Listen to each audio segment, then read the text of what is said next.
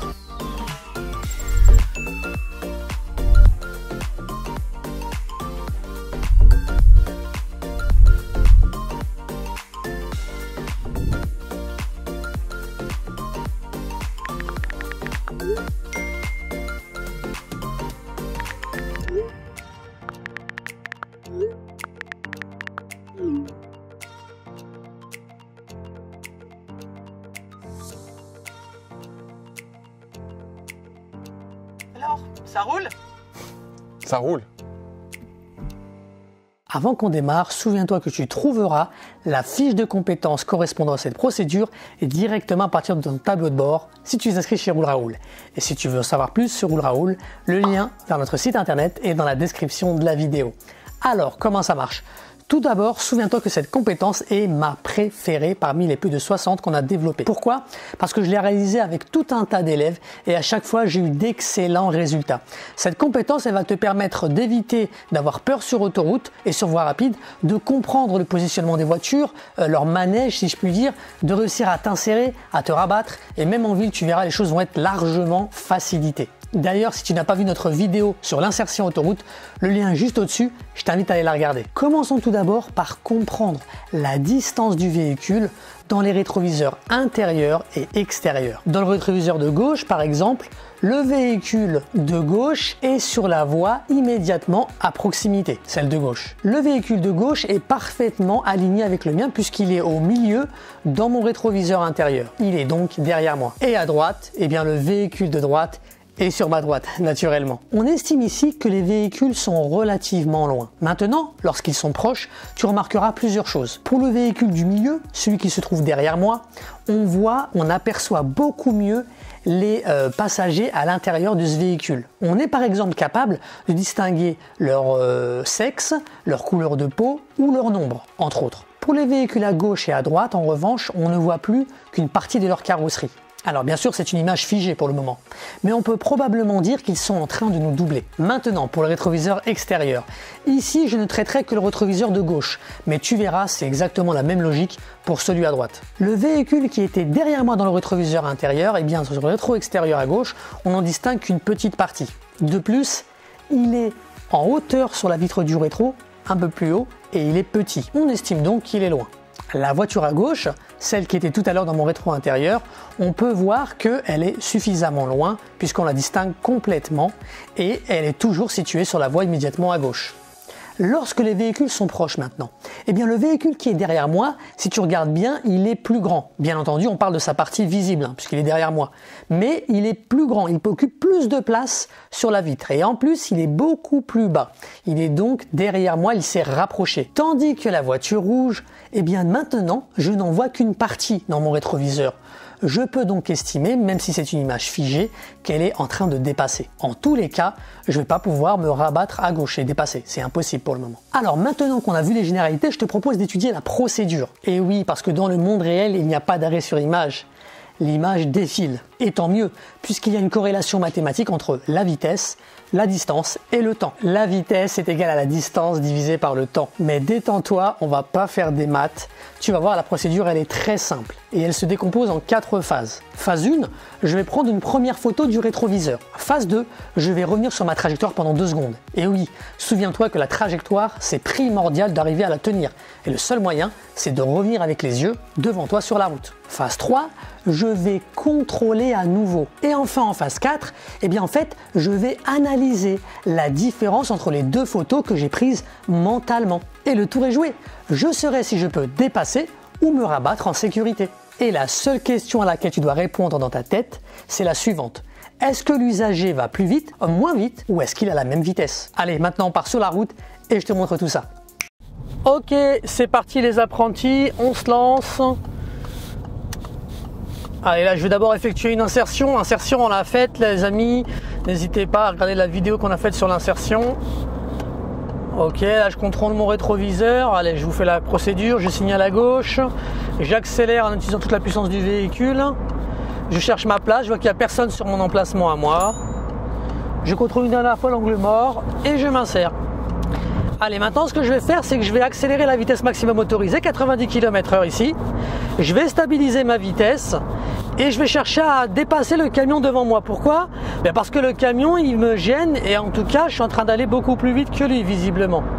Enfin, pas beaucoup plus vite, mais quand même, je me rapproche. Donc, je vais peut-être pouvoir opérer un dépassement. Pour l'instant, la vitesse est toujours limitée à 90. Je me rapproche, mais tout doucement. Donc, pour le moment, je reste encore derrière lui. Allez, on va faire le contrôle avec le véhicule à gauche ici, la camionnette blanche. J'ai fait mon premier contrôle, 2 secondes. Je fais un deuxième contrôle. La taille est la même, donc la camionnette va à la même vitesse que moi. On peut observer aussi que le véhicule gris, là, je ne sais pas si on le voit là-bas, il est sur la voie tout à gauche. On va refaire à nouveau le calcul. J'observe d'ailleurs que le camion est en train de me doubler. On va refaire le calcul avec le véhicule à gauche ici dans le rétroviseur, le Renault Laguna noir. 1 seconde, 2 secondes, je regarde à nouveau. Voilà, le véhicule est beaucoup plus gros. Il est donc en train de me dépasser, les amis. Et c'est pareil si j'observe ici dans le rétro intérieur pour le véhicule gris. Je vais ralentir en même temps un petit peu pour observer la distance de sécurité. Et là, je vais doubler le véhicule devant moi. Il est trop lent. J'observe le véhicule blanc. Il est très loin. Je fais le contrôle de l'angle mort. Et je m'exerce en me décalant. Pardon. Ah, j'ai bugué là. Alors, je vais rester à gauche pour le moment. Voilà, pour avoir le temps de bien voir le véhicule blanc ici dans le rétroviseur intérieur. C'est le cas. Je vais me rabattre. Je fais mon contrôle du rétro et de l'angle mort. Et je me rabats à droite en sécurité. Je fais attention aussi au véhicule noir ici qui va vouloir s'insérer. Je vais lui faciliter le passage en accélérant légèrement. Très bien. D'ailleurs, j'observe ici que le véhicule noir, il est en train de se le décaler sur la voie la plus à gauche. Il va donc certainement me dépasser. Si j'observe ici le rétroviseur, je vois qu'on ne le voit plus. Il est donc dans mon angle mort. Et maintenant, regardez, il apparaît devant moi. Le camion blanc, même chose, on va contrôler une première fois, 1 seconde, 2 secondes, contrôler à nouveau. Voilà, il va un peu plus vite que moi, vous voyez. Et là maintenant, il a stabilisé sa vitesse, parce que je pense qu'il essaie quand même de conserver une distance de sécurité. Heureusement quand même.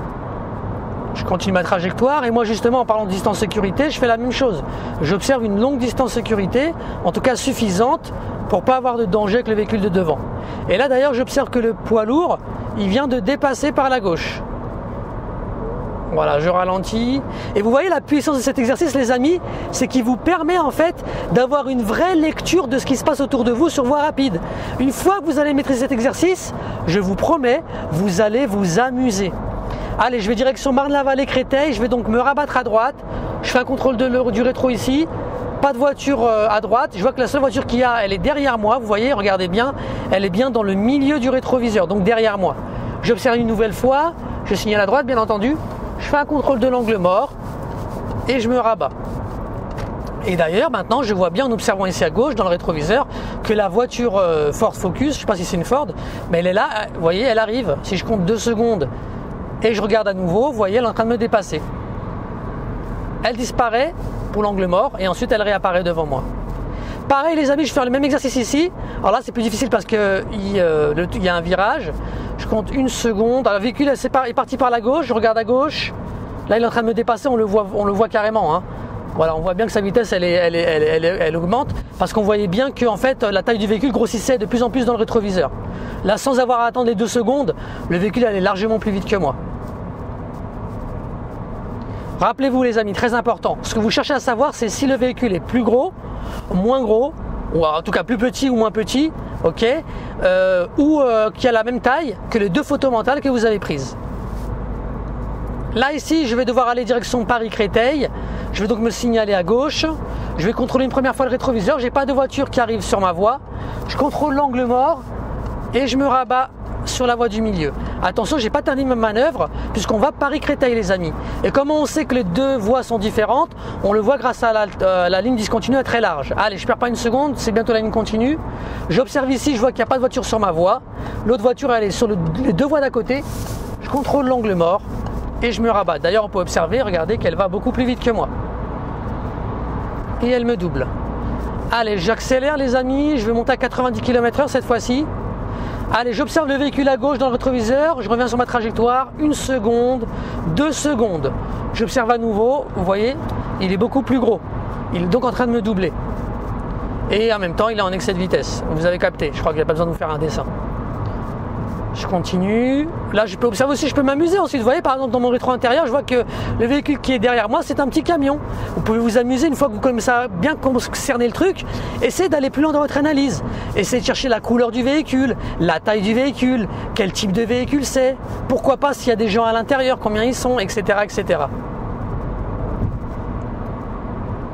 Allez les amis, donc je peux observer, je regarde une première fois ici, je reviens sur la route, 1 seconde, 2 secondes, j'observe à nouveau, le véhicule a la même taille pour le moment, il a la même vitesse que moi.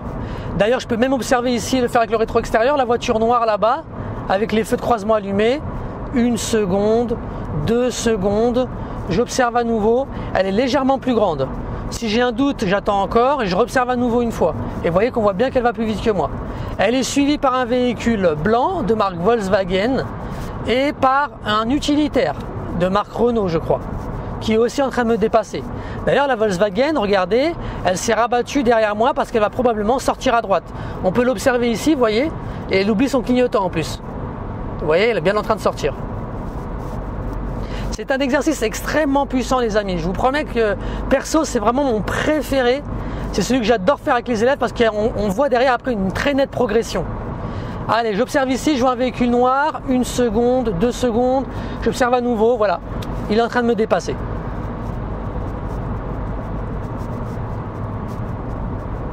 Voilà les amis, bon bah je crois que c'est suffisamment clair, hein. C'est pas mal là ce qu'on a fait. Allez, je vous reprends pour les tips.